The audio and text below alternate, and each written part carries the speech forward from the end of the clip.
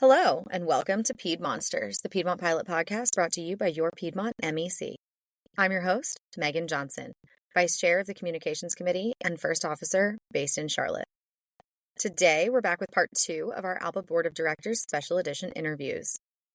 I had the opportunity to sit down with ALPA Director of Government Affairs, Elizabeth Baker, as well as the Chair of our own Government Affairs Committee, Matt Chadwick, to discuss the role of ALPA and ALPA PAC in government and what pilots need to know about how your union is working for you.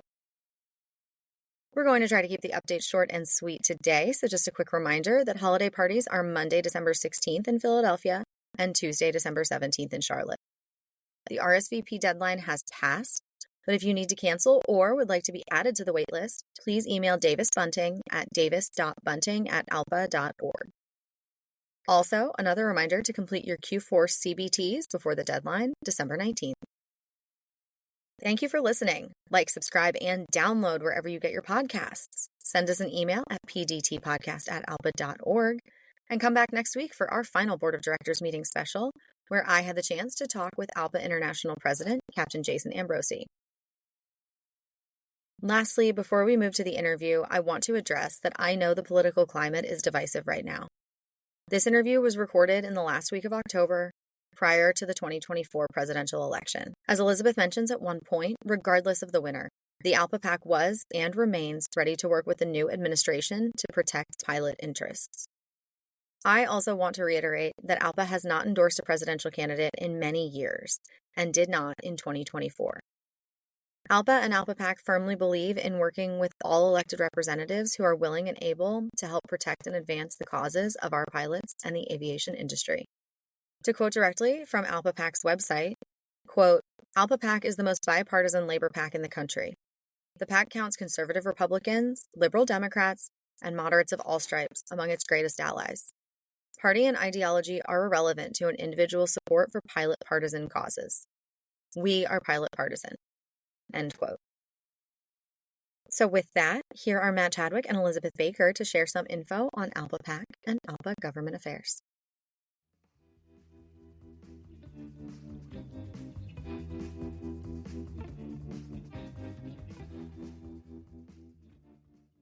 Hey, Piedmonsters, and welcome to Piedmonsters, the Piedmont Pilot Podcast. We are recording today from Chicago at ALPA's 50th Board of Directors meeting. We've been here all week, and we'll be here for another couple of days. But today, I am joined by ALPA's Director of Government Affairs, Elizabeth Baker, as well as the Chair of the Government Affairs Committee for Piedmont, Matt Chadwick. Thank you so much for being with us. Can you really quickly just introduce yourselves and provide a little background on your role and how you got here? Hi, Matt Chadwick. I've been a Piedmont pilot for 3 years come May, a captain here at Piedmont and our Government Affairs Chairman. I got involved in government affairs when I was at a previous airline, and I live in suburban Washington, D.C., so it fits in really well with where I live and the friends and neighbors in that community. Yes, and to our listeners, Matt has been involved in government affairs stuff with ALPA for some time and provides outstanding insight. I love to sit next to him during the meetings and poke him and ask him as many questions as possible because he's incredibly knowledgeable. And Elizabeth. Yeah, I can second that. Matt has been a great addition to the ALPA Government Affairs team. Just to go back, Elizabeth Baker, I'm the Director of Government Affairs on the staff side at ALPA.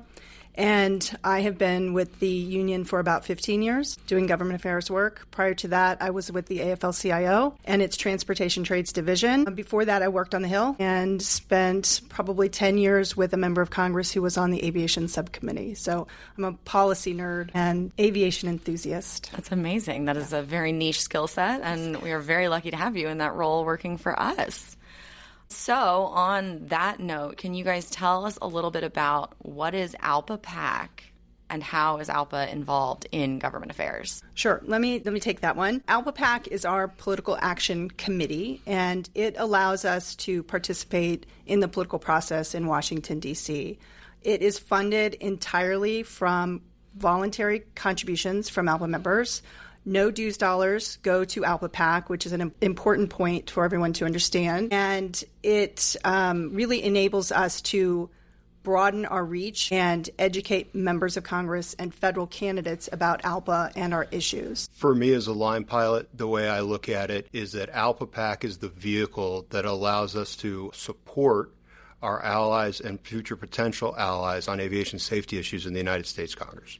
Amazing. That is very important for all of us ALPA pilots, line pilots. And for both of you, what are your primary responsibilities within that framework of the ALPA PAC and ALPA's involvement in the government affairs? How do each of you fit into that process? As the government affairs chairman for Piedmont, I'm kind of the main point of contact when it comes to government affairs as it relates to our legislative agenda. I am actively involved in supporting our pilot partisan agenda on Capitol Hill. I attend the annual legislative summit. I meet with congressional staffs and occasionally members throughout the year as needed, and I put forward information for the pilot group on what's happening and the ways they can be involved, such as the call to action and supporting ALPA PAC through donation.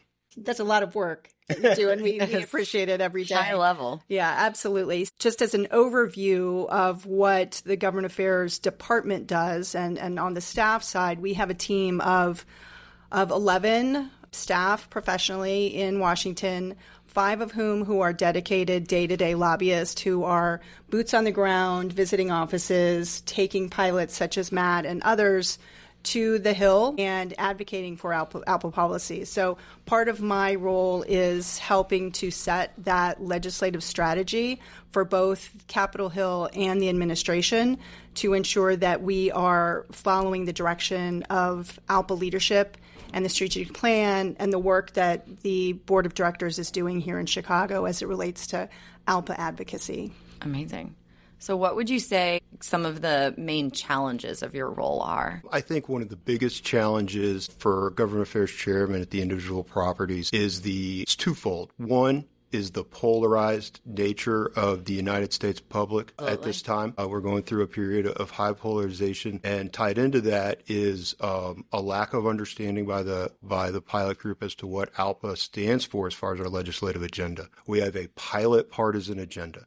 That means that we support aviation safety issues, regardless of which side of the aisle a candidate is on. If they are supportive of issues that will support aviation safety, then we will work with them. And our track record has shown that over the long haul, and it's why we've been successful in Washington, D.C. Yeah, I would just echo that it's really difficult sometimes in this divided government, in a polarized environment, to rise above the noise in Washington. And one of the things that really helps us do that is our district advocate program. And as Matt, as you know, having pilots talk to members of Congress back in their home districts and in their states really does help elevate the work that we're trying to do, and build those relationships at the local level is key. The role of individual pilots in this process is really important. When we go and speak either locally or in Washington, D.C. for our issues, we're speaking as individual pilots from our personal experience. And because of that, we tend to have a very high level of credibility because we speak to what we know. And when we're speaking on these aviation safety issues, it's where we live and breathe. And we're able to have those honest conversations, get solid feedback, and build solid relationships with our representatives in Washington, D.C. Yeah, and as a fairly new member of this industry in general, I would say something that I've observed that I would consider to be a challenge is just, to your point, the pilots don't really know or understand what ALPA PAC is or what ALPA PAC does, or the fact that it's different from their standard dues membership. I don't think I realized that until, I don't know, maybe 3 or 4 months ago, and I've been at Piedmont for almost 2 years. So that's something where just educating the pilot base about what they can be doing, what they should be doing, what ALPA PAC is doing to further their interests, I think is a huge challenge, because people also, to the point of a divided political climate right now, people don't want to talk about it and they don't want to hear about it. So I can only imagine that's incredibly challenging when you're trying to get that information out in a positive and constructive way. Yeah, the language in the country right now is very heated and very emotional, and people who are not highly partisan or aligned with one of the parties tend to steer clear of politics. It's not something they want to talk about. But if you talk to them pilot to pilot, they would agree that enhanced safety systems, the protection of FOQA, expanding a runway, making sure that the lighting at airports gets improved, secondary barriers to the cockpit, they would not call those political issues. No, but absolutely they not. are political issues because that's how we get those things, through working with the FAA and through working with Congress, because this is a quote-unquote unregulated industry, but everything we do falls within the scope of public policy. So issues that we don't think are political, they're political, and ALPA needs to have a voice and relationships and allies on Capitol Hill, because I love the old saying, if you're not at the table, you're on the menu. That's right. And I do appreciate how important pilots' jobs are. You have very difficult jobs. You should be able just to focus on flying your passengers safely from one destination to another. And yet, at the same time, really it is incumbent upon all of us to make sure that we are advocating as well for the future of the profession, for safety, for security. And you've heard that a lot at the board this week. All of the things that ALPA has been instrumental in and really driven, especially as it relates to safety and security. But even collective bargaining is always a threat. So we need to make sure that we are in place, ready to go when those threats come so we can push back. Yeah, that's a really good point too. Just our existence as a union is political. So that is obviously something that ALPA feels very strongly about and will continue to advocate for.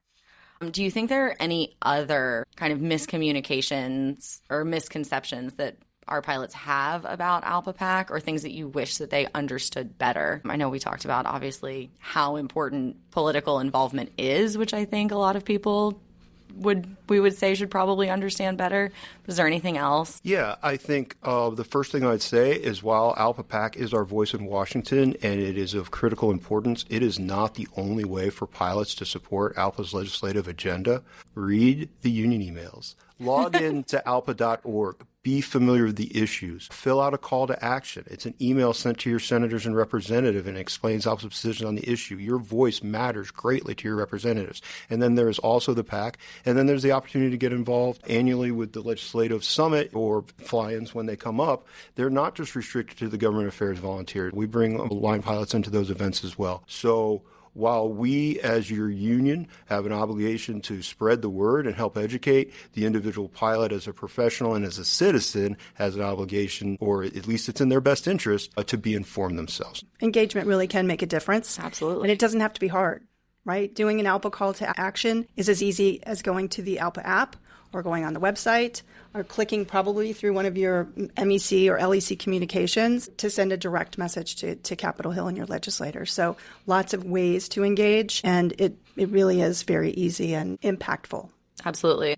Through the email and through the app, they pull the information as to who your representatives are, so you don't even have to do that work. You can just hit the button, and your contributions are appreciated. So moving into 2025, what are some of the biggest initiatives of ALPA government affairs, or some of the biggest topics that these teams are addressing moving into the next year? Yeah, so let me take that real quick, and then Matt, you can probably talk about how you would like to build your team, because that's certainly a priority for what we're doing in government affairs. But first off, we will have to educate ourselves to a new Congress. No matter who wins in November, there's going to be a new Congress. There's going to be a new administration. It will take time, resources, real dedication to introduce ourselves to these new crop of members of Congress, of elected officials, and re-educate those who are staying to what our agenda is for 2025 and beyond. Obviously, we are continuing to educate members of Congress and decision makers about reduced crew operations and the threat of single pilot operations. That is a huge campaign that is ongoing worldwide, but we will be doing more and more to focus that on decision makers in the U.S. Congress. FAA reauthorization was a huge deal for us this year. We had major successes. So Congress will be looking at implementation, and the FAA will be looking at implementation of those items that were included in that legislation. So we'll be following along on that, monitoring that. I do think that pilot mental health continues to be a priority in the U.S. Congress, which is great, but we will have to stay very close and educate the Congress on any ideas that they have related to what we hope would be improvements on the pilot mental health piece. There are lots of other things that we'll keep our hand on, but those are the big ones I see on the horizon. And those are all pretty big ones, so you're going to have your hands full. 2025, as far as the Government Affairs Committee, we're going to continue to keep moving the ball forward. We have a new member who will be going to district advocate training. We are always looking for pilots to volunteer and get involved. You don't have to be a political junkie. You don't have to come in with any particular set of experience or qualifications. The most important things for advocating for ALPA's positions on Capitol Hill is to care about being part of the process. Absolutely. Well, I think we covered it, but the last question I had was what our pilots can do to strengthen our position when it comes to government affairs. And I know we talked about getting involved, joining the committee, participating in these email campaigns. Is there anything else that we might have left off other than the basic levels of involvement? Stay informed. Absolutely. Participate in call to actions. Participate in the PAC, and those are and also for those pilots that are interested in becoming district advocates. Those are kind of the four legs of our strategy as it relates to our relates to pilots of Piedmont Airlines. Excellent. To add to that, read your emails, everybody. The MEC and ALPA send out consistent emails with messaging, with important information for pilots, important things that are going in front of Congress or other areas of our government. And it's important to just, to Matt's point, stay informed is really the bare minimum that you can be doing to make sure that we're protecting our industry and our jobs long term. Agreed. Excellent. And on that note, that's all we have today. I very much appreciate you guys being here, taking time out of a very busy week to talk with us, and hope to see you again soon, Elizabeth. Matt, I will absolutely be seeing you again soon. But this has been wonderful. Thank you so much. Thank you. Thank you. This is great. Thanks. This episode was taped in front of a live studio audience. Right.